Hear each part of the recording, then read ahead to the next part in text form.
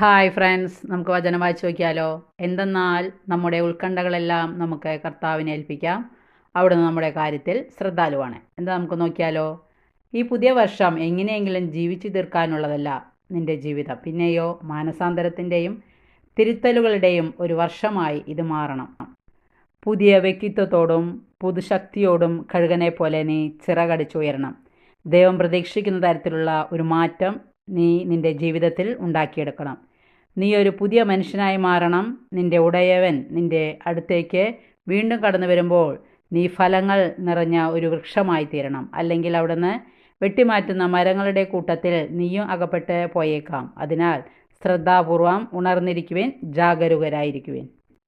പാപത്തിൽ അകപ്പെട്ടു പോകാതെ നമുക്ക് ക്രിസ്തുവിനോടൊപ്പം ജീവിക്കാം. അവിടുത്തെ നമുക്ക് വേദനിപ്പിക്കാതിരിക്കാം. നമ്മുടെ കുടുംബത്തിൻ്റെയും ഭാവി അവിടുത്തെ കരങ്ങളിൽ സുരക്ഷിതമാണെന്ന് നമുക്ക് വിശ്വസിക്കാം.